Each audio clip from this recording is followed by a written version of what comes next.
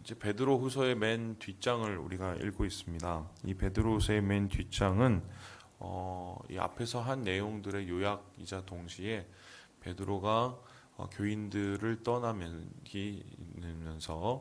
유언적으로 남기고자 하는 이 마지막 메시지를 전한다고 하겠습니다. 그래서 이 말씀을 이제 끝으로 사실 이제 베드로는 공식적인 기록에서 사라지게 되는데요.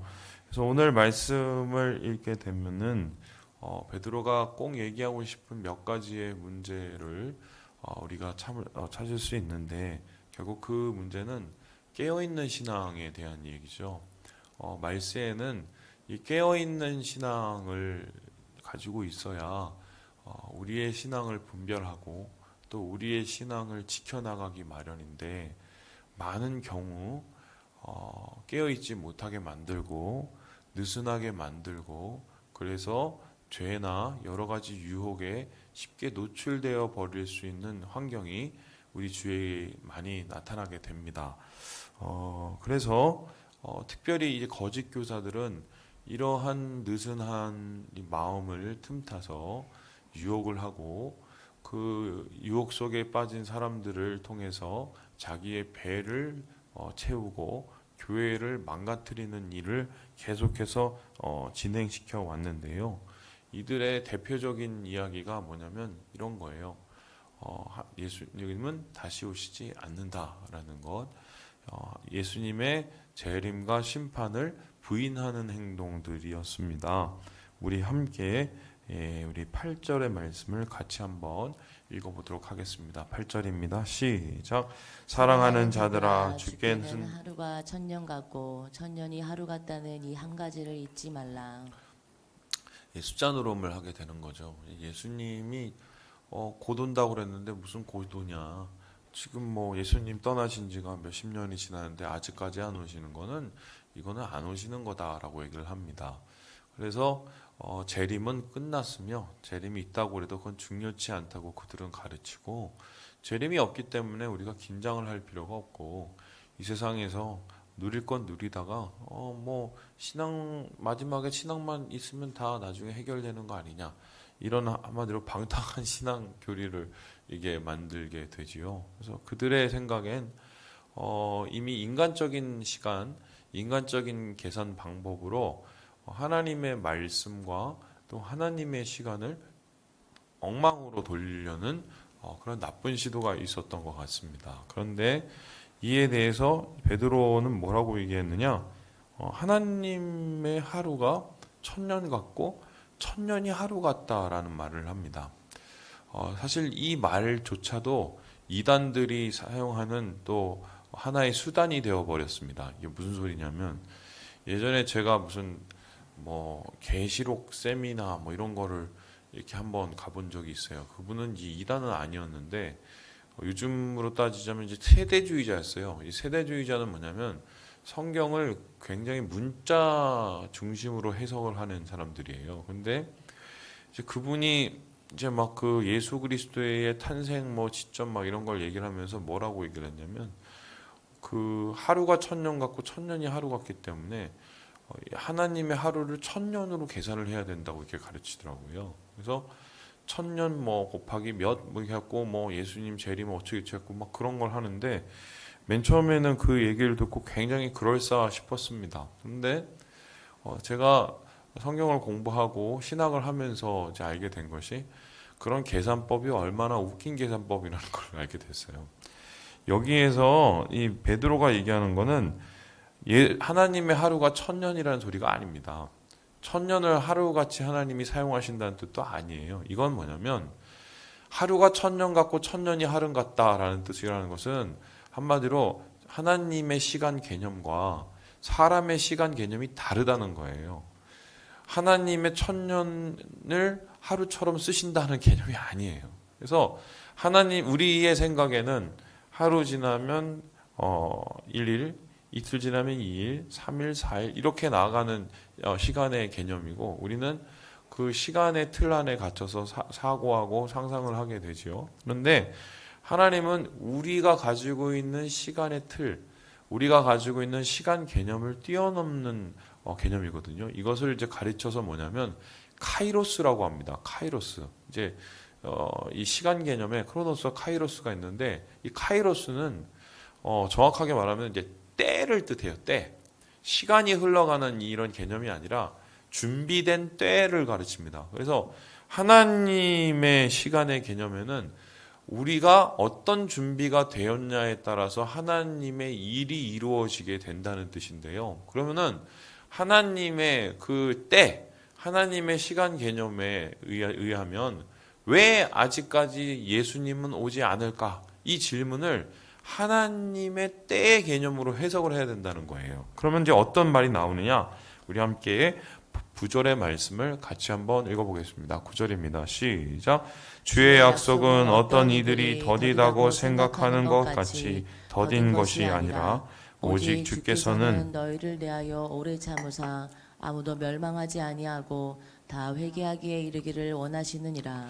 내가 다시 오시라라고 주님이 말씀하셨는데 곧 오신다, 다시 오신다라는 그 뜻은 곧이라는 게 무슨 20년, 30년, 100년, 1000년, 뭐 혹은 2000년 뭐 이런 곧의 개념이 아닙니다. 그것은 예수님께서 때를 준비하고 계신다는 것인데 그럼 그 때라는 것이 도대체 무엇이냐 했었을 때 여기 베드로의 얘기처럼 아무도 멸망하지 않고 다 회개하기를 이제 이르는 그때, 그러니까 많은 사람들이 구원을 받을 만한 구원이 충족해지는 그때를 하나님께서는 준비하고 기다리고 계신다는 거지요. 그래서 그러한 하나님의 시간 개념에서 바라봤을 때는 아직 하나님의 때가 이르지 않았다라고 볼 수 있고요.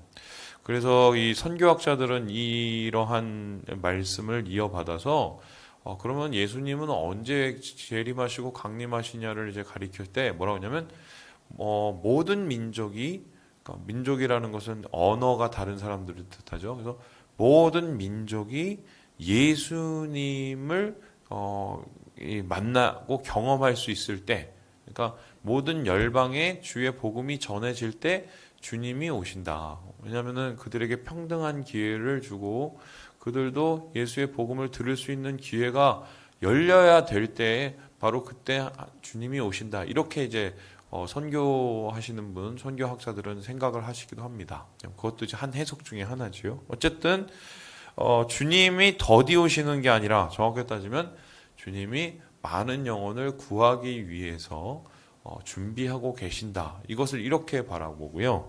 그렇기 때문에 예수님의 다시 오심을 기다리는 사람들은 넉넉히 주님 오시는 것을 바라보거나 아니면은 뭐 안 오시는 것처럼 생각하고 자신의 삶 속에서 엉망진창으로 살아가는 것이 아니라 사모하고 기다리는 것이 마땅하다라고 베드로가 이야기를 하고 있습니다. 우리 함께 우리 12절의 말씀을 같이 한번 읽어보겠습니다. 12절 말씀입니다. 시작.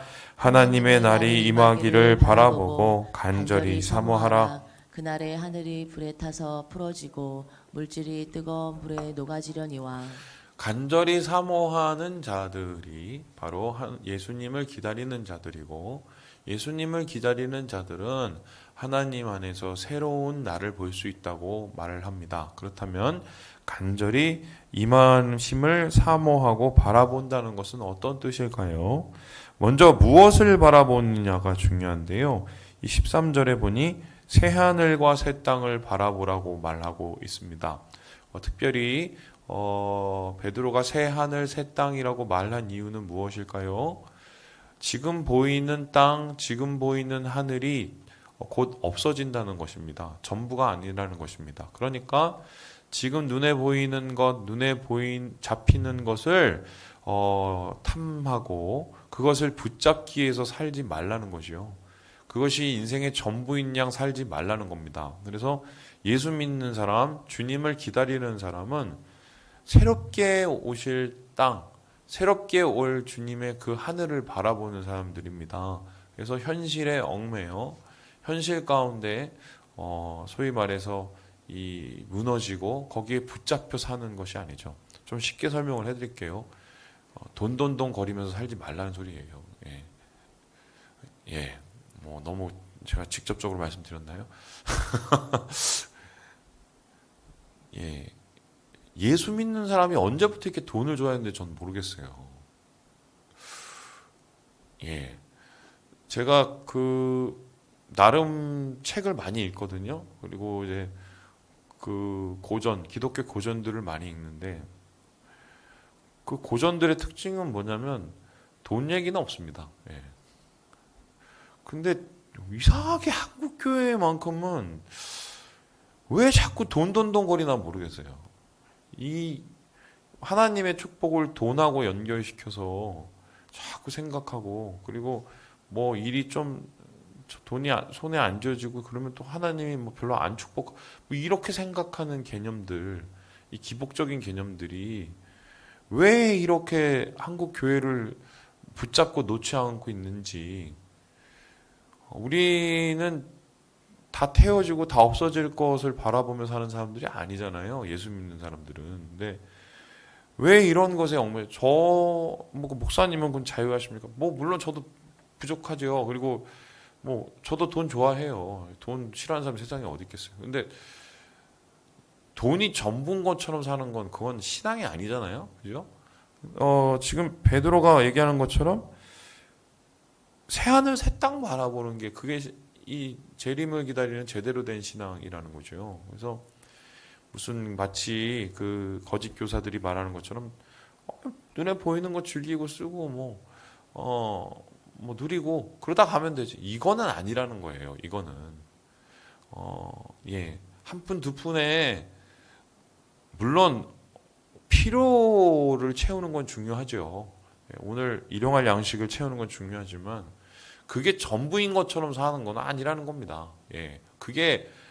그리고 심지어는 내 손에 지금 그것이 아예 없어진 것도 아닌데 없어질 때를 생각하면서 전전긍긍하고 사는 건 그거는 제가 볼 땐 좀 고민해야 되는 신앙이에요. 그거 하지 말라는 거예요.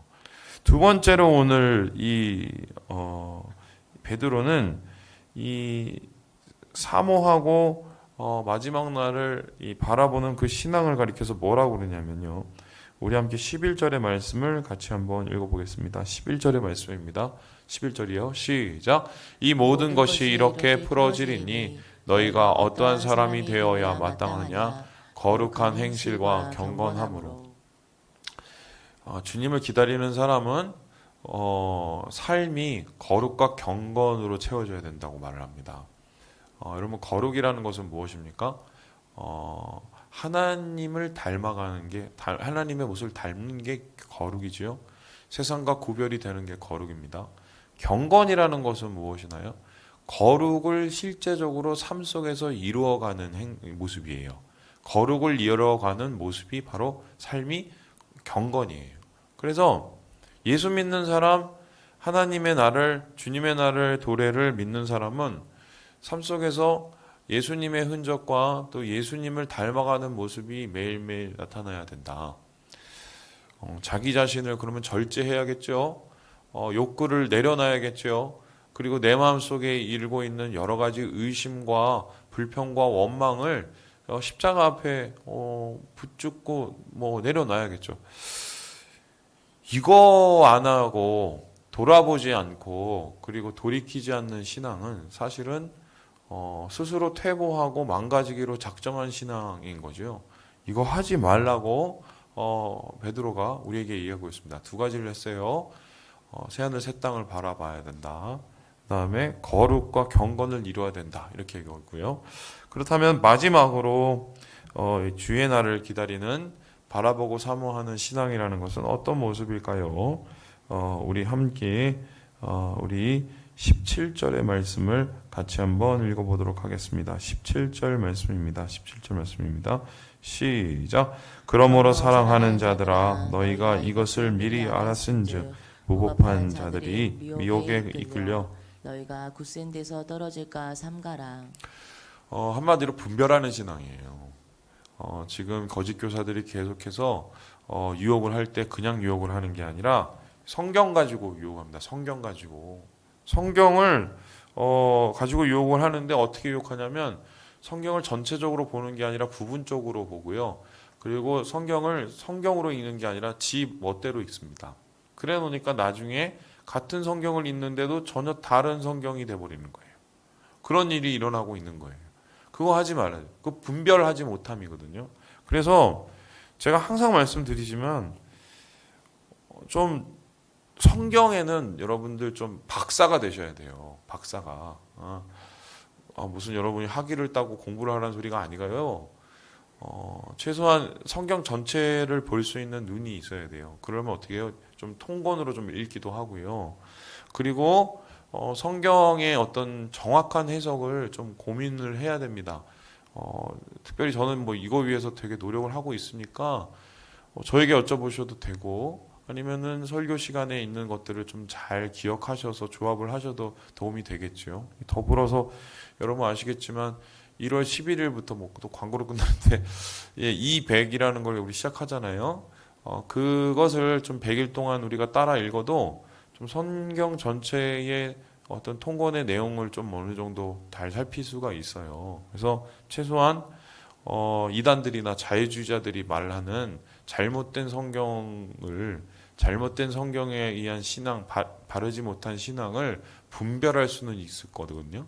그래서 오늘 마지막 때에 주님의 날을 기다리는 자들, 거짓 교사들의 유혹이 계속되는 그 상황 속에서 분별하는 신앙이 얼마나 중요한가, 거룩과 경건을 이루는 신앙이 얼마나 중요한가, 이 땅의 것보다 새하늘 새 땅을 바라보는 신앙이 얼마나 중요한가를 다시 한번 이 베드로가 얘기를 하고 말씀을 마치고 있습니다. 사랑하는 우리 3일 가족 여러분, 시간이 이제 마지막 때를 향해 가고 있습니다. 2020년도 마지막이 다 됐고 어떤 분들이 그런 얘기를 요즘 하세요. 우리가 마지막 때가 되면 정말 모여서 예배할 수 없는 상황이 되고 신앙 자체가 힘들어지는 상황이 올 텐데 지금 이 코로나라는 이거를 통해서 우리가 예비로 그거를 좀 경험하고 있는 거 아닌가라는 말씀을 하시는데 저는 그 말이 좀 이렇게 도전으로 받아들여졌어요. 그래서 어쩌면 지금 우리가 겪는 이런 답답한 신앙 현실이 우리의 자손, 바로 우리 아이들 때에 정말 주님 오시기 전에 더 심한 환란으로 올 수도 있겠죠. 우리는 잘 알지 못합니다. 그날과 그때를. 하지만 근신하고 깨어 주님을 바라보시면서 주의 때를 기다리시고 또 분별하는 신앙으로 우리 자신을 돌아보시는 오늘 하루 되시길 주님의 이름으로 축원합니다.